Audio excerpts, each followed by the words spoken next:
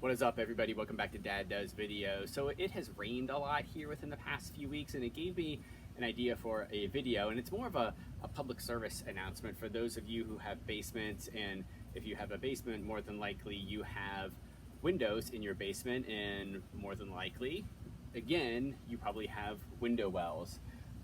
Window wells are great for allowing sunlight to go through your basement windows, and of course they allow you to get out of the basement in an emergency. But something that I think a lot of people don't think about with their window wells is maintenance. So given the amount of water that has fallen here recently, it reminded me what a big deal it is to make sure you clean the drainage in your window well, because if you don't clean the drainage, guess what?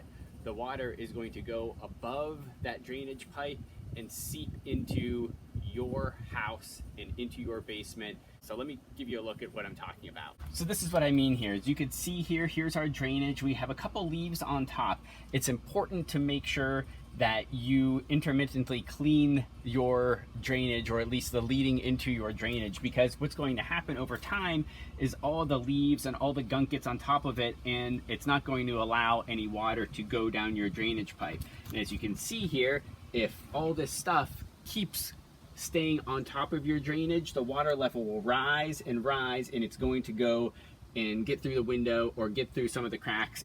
So all you do, maybe every few months or so, is do this. Just reach your hand in there, clean it out, and that's it.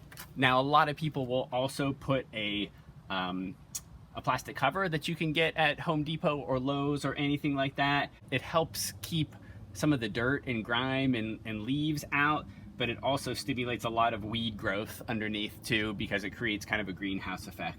So I'll just go by every couple months or so and just clean out my drainage. It's as easy as that, and you avoid perhaps disaster with water getting into your basement. Thanks for watching, everybody.